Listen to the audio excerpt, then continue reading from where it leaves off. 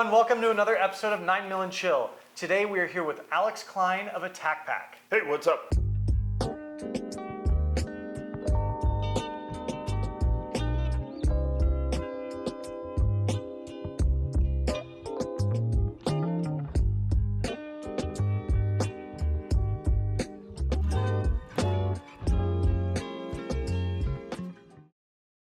I'm ready when you are. Are you rolling? We've been rolling the whole time. We probably have. Yeah. Oh, I can't see the light. So I got the red light on Okay, my side. and I'm colorblind, so it could be a green light and I would have no idea. Seriously, you can't tell red from green? Especially with lights like that, it's really hard. The one at the very top is Yep. red. So that green is like a grayish, whitish, but the red and the yellow, unless I see them change, it's pretty hard to tell which it is. Okay. So I just do what everyone around me is doing, which is always the right. through the Yep. lights. That's Yeah, always bunch it. the right choice, is do what everyone around you is doing. Right, Yeah. follow the leader. Yeah. It's all right if we use your last name? You're not like any sort of WITSEC or anything? I am, yeah. Oh. But that's already with a WITSEC. And your first name is your middle name. Philip. Your last name is now going to be your first name. We're here with Klein Alex. So you have been at this actually for a very long time. I grew up in New York up through high school and then moved to Colorado to come to college and to make backpacks and hang out. After going to college, I just couldn't get into the backpacks because I had to actually make money. You came to college knowing that you already liked backpacks. Yep. So has this been like a lifelong obsession? All of the business degree, like case studies or any of that stuff I did on like Patagonia, the North Face, and all these others, my case studies. So I intended to be in the backpack business And pretty when did much that since start? high school. Oh, okay, so high school. So at what point did you realize that you had this passion? I learned at like a super early age that my initials spelled pack, and I just was intrigued by the whole thing. Nice. I started doing sewing repairs and sewing with fixing my own stuff, probably as early as like 5th or 6th grade. My dad bought me a backpack for one of my summer camps, and I put the thing on and the waist belt went literally straight across and never even touched my body. So what I needed to do was make that shorter and smaller so that it actually fit me. I did it with a hand needle and stuff like that at that time. My mom kind of gave me some guidance, so that was the first thing that I ever did. After that, like 7th, 8th grade, we had a home ec class that they were teaching sewing, and we were making stuffed animals or other stupid stuff. So I was like, well, if I know how to sew, I could actually make a backpack. So it was probably 7th grade when I first made my first backpack. So then you went to college in Colorado. Where did you go? I went to DU Okay. to get a degree in business management. At what point did you think, oh, I could sell these?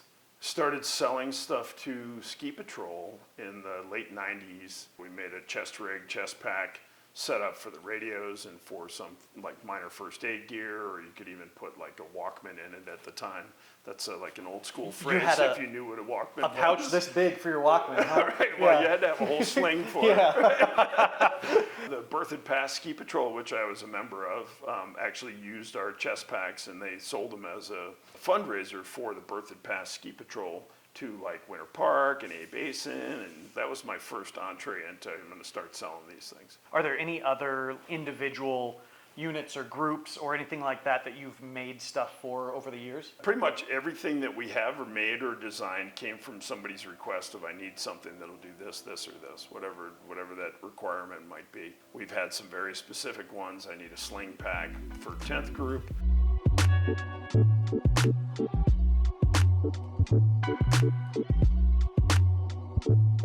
They needed a medical pack. The EOD team needed an EOD kit that could carry a variety of stuff, including their PLT5s for the radio jammers. Recently, we did a radio program for the Army. Anything for parents looking to store 2 children on their back? Quick detached child system. Quick detached child system. I love that. All you got to do is have like the pack and play or the crib here, and then you just quick ditch the kid in there, and you can, run to the bathroom or whatever you need to do. Dude, that would be our MPC, the multi-purpose carrier. You can That's use right. it for whatever you like. Well, we've danced around AttackPAK long enough. Let's actually tell people what that is Okay. before we start getting too specific. Everybody is solving a problem with a product, right? Yep. What is the main problem that you identified that made you think, I can do better? My high school buddy was 20-year Navy SEAL, and he had an issue with his back and his hips from being in the military and carrying super heavy weight. He would say that it was heavyweight with the wrong gear, even though that was at the time the best of the best of the best backpacks that were available. I already had this design that I was using for myself. After ski patrol, I got into mountain rescue.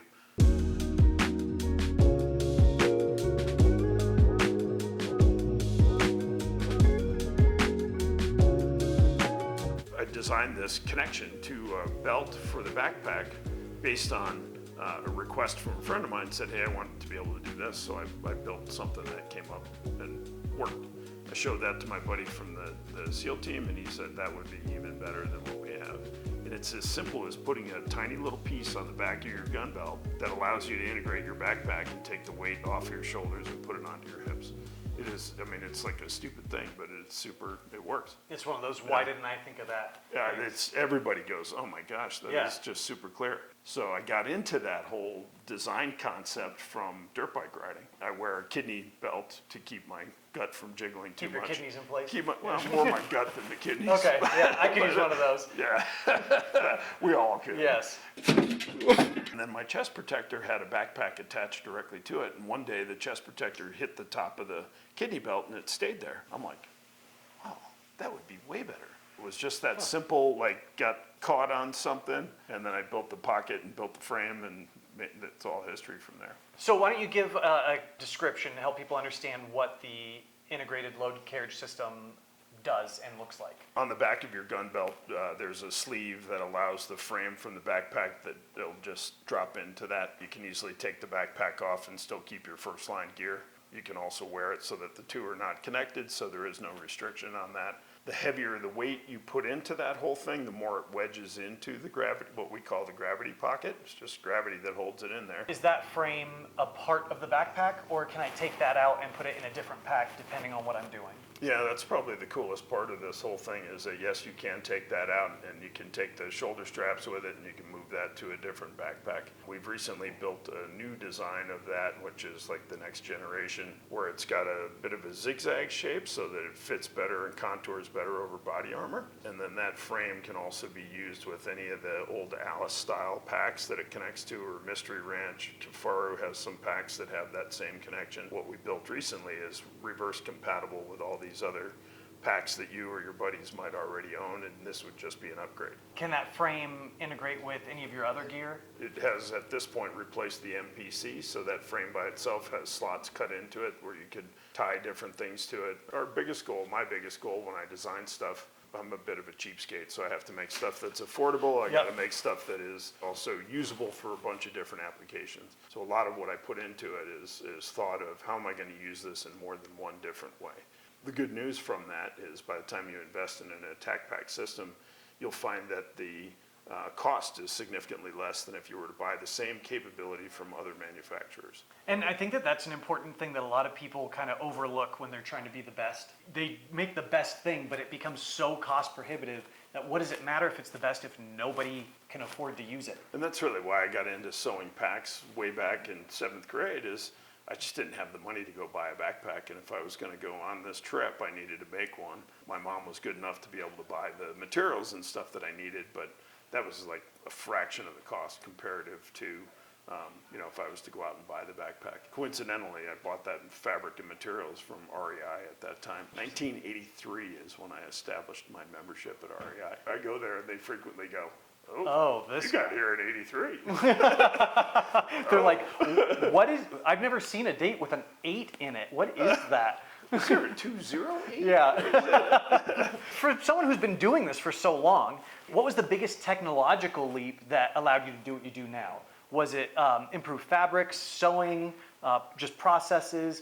What allowed you to make that jump into like really innovating? Lightweight, hydrophobic, durable, but call it quiet as one of those things. And then you start looking for those materials and you need a laser to actually produce those. So the laser cutting that you have on your plate carrier, that is obviously an industry thing. It's not just AttackPAK, but that is moving towards more of the state of the art. It requires less sewing. It has more capability of being able to put details into it. It's faster to produce than just webbing and nylon. Probably my biggest jump was an industrial sewing machine. This is an AttackPAK plate carrier, if you guys are wondering. Thank you for representing. Of course, yeah. It's interesting talking to someone else who's been sewing from a young age. I taught myself to sew like in middle school, all by hand, and all my friends used to make fun of me and say it's like a girl thing. I'm like, well, when we go on our big hikes and then you fall and you cut your arm open, who's gonna sew it shut for you? Oh, I'm dying to try that. If Right? you give me an opportunity, let me know. I did have the opportunity. There Yeah. was some shenanigans, and my brother cut open his hand. You could see like the tendons and everything. It was disgusting. We happened to have a suture kit, and we tried. Get out. We got through once, and then started on the second one. He's like, I can't do this. So Yeah. we just glued it and like held it shut till it healed. Dude, that crazy glue is a great alternative. It is. I've used it several times. You have released a lot of new products over the last year. Why don't you talk about what some of those are and where you see AttackPAK going over the next year? My main goal for AttackPAK is to be the best producer and most comfortable waist belt, whether it's a minor gun belt or a backpack belt, and then the best frame that can go on that waist belt to connect those two together. So those two are kind of the foundation, and I would prefer to be able to license that stuff to other people who make backpacks that are integrated with that. I just want to be an expert at that part. In addition to that, if you're looking at the loadout that a guy might want to wear in the field, you're looking at a chest rig, you're looking at armor, you're looking at pouches. All of those that we've designed are kind of ancillary. If we don't have an improvement that we're going to put into them, we're not going to make them. Let's spend a little time on the belts because I really Okay. like your belts. I've been wearing them for a while. Okay. We all have them around here. Can you talk a bit more about the technology in the materials that you're using that make those belts so rigid but still lightweight? So it's lightweight, hydrophobic, durable, and abrasion resistant. That material on the market these days is a product either called Curve or it's called Tegris. Carbon fiber is super cool, but it gets to be too rigid and all the rest. The Tegris looks somewhat like carbon fiber, so it has that look that everybody wants, but the rigidity that it provides over a small area is outstanding. And then on the bottom of that, we end up putting our own proprietary hook or loop onto that, depending on what the client wants. Most of the time it's hooked these days so that you could wear a loop pants inner belt. Who would you say is the primary user of the AttackPAK system? We've sold the most to the military, but from an end user standpoint, there's tons of guys that are into the long distance shooting that we've designed a bunch of unique backpacks for them, continuing to make it lighter and lighter and lighter. So we've got some really outstanding designs in that area. So long distance shooters, and then there's a lot of guys that are just gun range guys. Let's go to the gun range, I need a belt. The main problem with the military setup as it has been taught for the last 50 years is the guys are taught to take the backpack waist belt and tie it around the back of the backpack because the waist belt on the pack is not compatible with the gun belt or the body armor. We're essentially taking your first, second, and third line gear and integrating it into a complete system, which is why we call it the Integrated Load Carriage. What would you say is the coolest or the most memorable custom job that you've done? The belt-fed machine gun backpack. Oh, that's right. Yeah. That's I want to so go out cool. to the range and go shoot that thing. I know. The dude sent me an email. I'm like, oh, dude, I'm not going to go like build a backpack for a terrorist. He's like, no, it's airsoft, I swear. I'm totally not going to do that. And my wife was like, oh, you can't build a backpack for him. I'm like, yeah, whatever. But I said, hey, if you send me your FFL license, then I'll make you this backpack. And sure enough, he sent me his FFL that he had an authorization to have the machine gun. I'm like, well, if the government says that you can have the machine gun, Yep. then you should probably have the best backpack to carry that machine gun. Agreed. It's kind of both ways, right? Yeah, If and the if they say government you- says that you should, okay, go ahead and do it. Yeah. But if they say you shouldn't, that's even more reason. There's probably a reason you should be doing it. Oh, here we go. Here we go.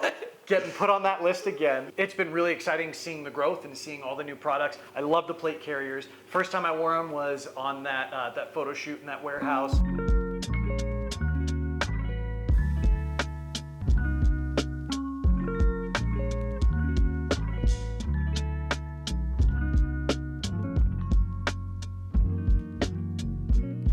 Did you see the new plates that we made for these that are going to be helium filled? No. So it actually carries itself. Oh, so that all of the weight is lifted off your shoulders. Yeah, there won't be any ballistic protection, but it'll carry itself. Huh, I think that's a great idea. Thanks. How would that do with open flames?